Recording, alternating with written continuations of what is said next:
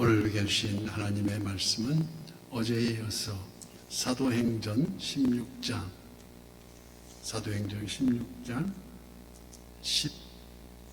11절부터 18절까지 교독하고 마지막 절은 납독합니다. 11절부터 18절까지 우리가 드로아에서 배로 떠나 사모드라게로 직행하여 이튿날 네아폴리로 가고 거기서 빌립보에 이르니 이는 마게도냐 지방의 첫 성이요 또 로마의 신민지라.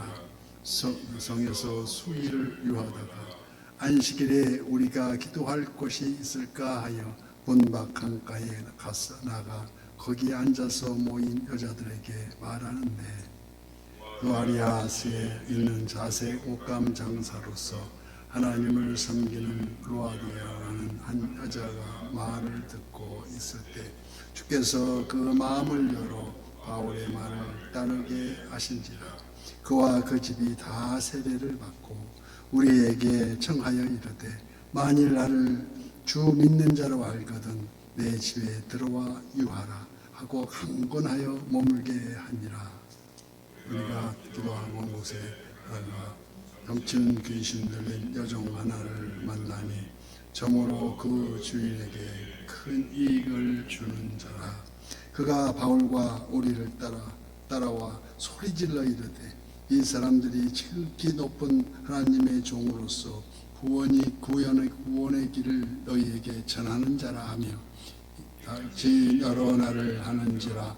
바울이 심히 괴로워하여 돌이켜 그 귀신에게 이르되 예수 그리스도의 이름으로 내가 네게 명하노니 그에게서 나오라 하니 귀신이 즉시 나오니라. 아멘. 오늘도 선한 유에서의 기도의 향연 속에 새벽을 깨우는 우리 성도님들 모두에게 여호와 샬롬 직신 하나님의 평강과 오늘도 승리로 이끄는 풍성한 은혜를 축복합니다. 오늘 본문은 성령, 즉 예수의 영으로 표현되어 있는 이 경우에서 사도 바울의 선교 방향을 180도로 바꿔놓은 계시의 환상, 즉 마게도냐로 건너와서 우리를 도우라는 계시의 영에 따라서 바울은 그 환상의 방향으로 지체 없이 배를 타고 유럽의 첫 관문인 마게도냐로 건너가게 됩니다. 12절 말씀, 거기에서 빌립보에 이르니 이는 마게도냐 지방의 첫 성이요 또 로마의 식민지라. 이 성에서 수일을 유하다가 바울은 성령의 인도하심을 따라서 아시아에서 복음의 무무지인 유럽으로 건너와 지금 빌립보에 도착한 것입니다. 예수님이 십자가에 달리시고 부활 승천하신 후에 약속하신 대로 성령 강림하심으로 예루살렘에 초대교회가 세워지고 약 20년 만에 드디어 바울과 바나바가 선교 여행을 통해서 복음의 방향이 유럽으로 향하게 되었다는 것입니다. 드로아에서 배를 타고 사모드라게로 직행하여서 그 이튿날 네아폴리 도착하니 평소 이 길은 평상시 닷새가 걸리는 거리인데 불과 하루 만에 도착했다고 기록되었습니다. 이처럼 성령께서 예수 영께서 인도하는 그 명령에 순종하면 우리 인생도 순풍에 돛단 듯이 그 돛단 인생 되어서 물결 따라서 바람 따라서 헤쳐나간다는 것입니다. 그래서 본래 빌립보라는 그 이름은 로마 시대보다 약 300년이나 앞선 BC 기원전 356년 알렉산더 대왕의 아버지인 필립 2세가 자기 이름을 따서 빌립보라 그 이름하에서 그것은 로마 삼두 정치가 살벌했던 세계 이목이 집중된 총본산지였으나 바울과 실라가 복음을 들고 그곳에 도착할 당시 아무도 알아봐 주는 사람도 없이 그저 초라한 두 선교사를 반기는 사람도 없이 그저 알아보는 사람도 없이 돛담배에 몸을 실려서 조용히 빌립보에 발을 옮긴 것입니다. 그래서 이는 마치 우리 한국 교회사에도 나타나 있듯이 언더우드 선교사와 아펜젤러 선교사가 1885년 부활절날 제물포에 도착한 그것과 비슷한 예입니다. 그러나 이 두 사람, 바울과 실라, 이 두 사람의 복음이 인류 역사를 완전히, 그리고 세계 역사를, 그 판도를 바꾸게 되는 계기가 된 것입니다. 이는 즉 하나님의 뜻에 준행하면 우리 주님 영광 받으신다는 의미가 아니겠습니까? 사도 바울 일행은 빌립보에서 안식일이 되길, 그 안식일이 되자 기도처를 찾았습니다. 이처럼 사도 바울의 선교가 열매를 맺고 세계 복음화의 초석은 바로 기도라는 것입니다. 쉬지 않고 기도함. 어디를 가든지 매를 맞고 감옥에 갇혀 있어도 찬송을 부르며 기도를 잃지 않았다는 것입니다. 즉 찬송은 곡조를 붙인 기도와 같이 끊이지 않는 기도가 연결됐다는 것입니다.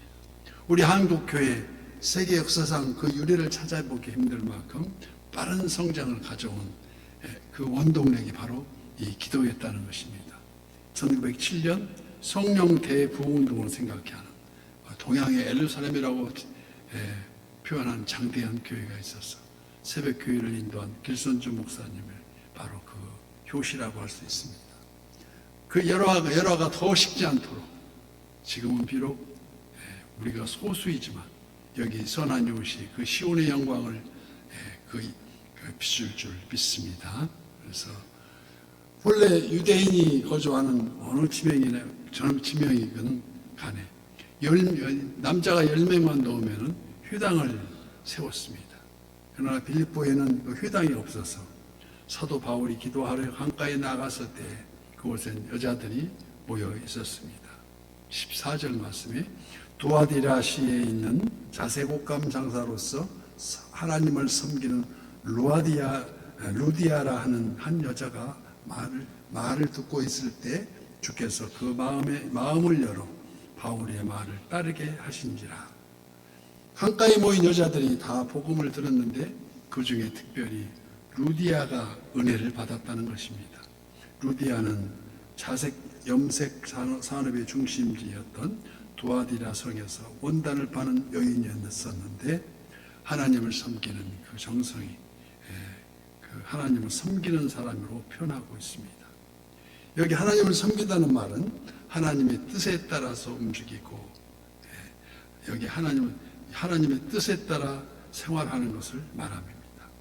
루디아는 십자가 복음을 듣기 전에 하나님을 공경했다고 합니다. 이것은 당시 율법적 기준에서 하나님을 공경함을 뜻합니다. 그러나 예수님이 인간의 몸을 입으시고 세상에 오신 이후부터는 나는 길이요 진리요 생명이니 나로 말미암지 않고는 아버지께 올 자가 없느니라고 말했은 것 같이 친히 그래서 하나님은 진심으로 하나님을 공경하는 그 루디아에게 바울을 보내서 친히 참 복음을 듣게 하심으로 마음의 문을 열었다는 것입니다. 인간 스스로 열 수 없는 문이 4가지가 있다고 합니다. 4가지는 첫째가 천국문이요, 둘째가 축복의 문이요, 세 번째가 기도의 문, 네 번째 마지막 어려운 그 문이 마음의 문입니다. 천국문은 예수 그리스도를 구주로 믿어서 영접하는 자, 곧 그 이름을 믿는 자들에게는 하나님의 자녀가 되는 권세를 주듯이 그 문은, 천국문은 하나님의 자녀가 되는 문이요, 택정하여 주는 그 문. 두 번째 축복의 문은 우리가 대표적인 그 시편 기자가 쓴 시편의 총체를 얘기하고 있는 1편의 말씀과 같이 복이 있는 사람이 가는 길입니다. 두 번째 우리 그래서 복 있는 사람이 가는 길이 어떤 길입니까? 복 있는 사람은 악인의 길을 쫓지 아니하며 주인의 길에 서지 아니하며 오만한 자의 자리에 앉지 아니하고 오직 여호와 율법을 즐거워하여 그 율법을 주야로 묵상하는 자라고 했습니다.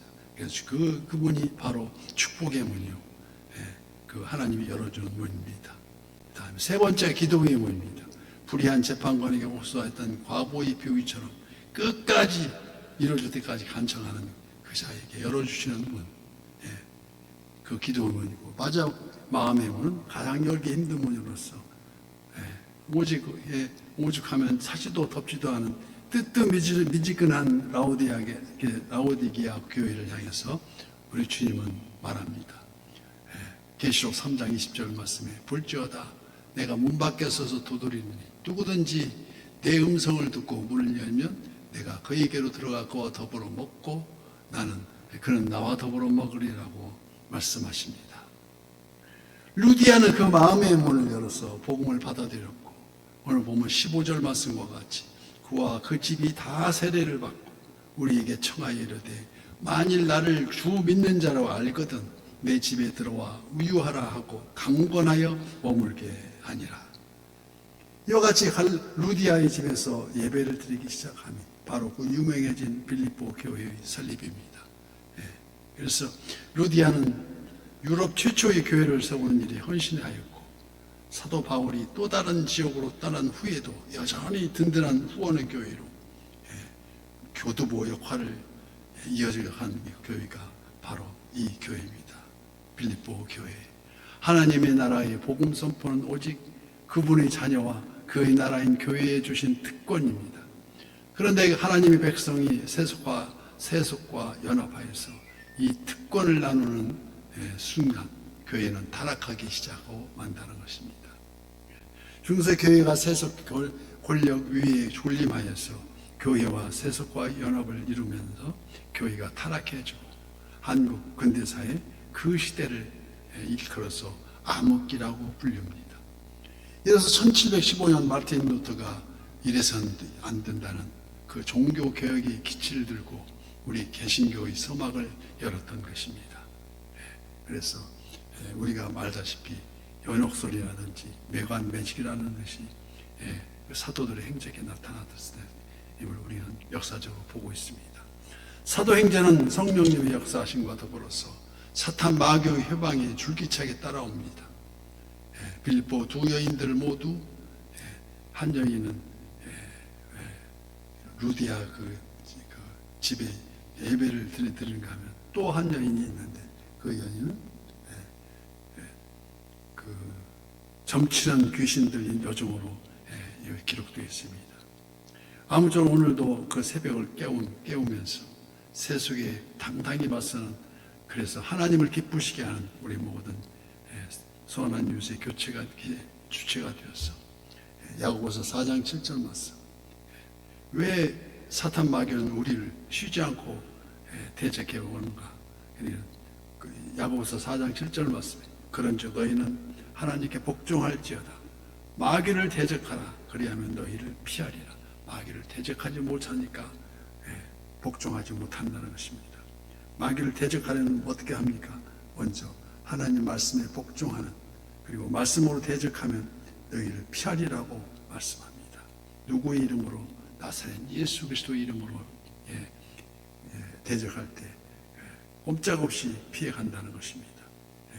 오늘도 마음의 문을 열어서 귀히 쓰임받는 우리 선한 유세 모든 지체가 되시기를 예수님 이름으로 간절히 축복합니다.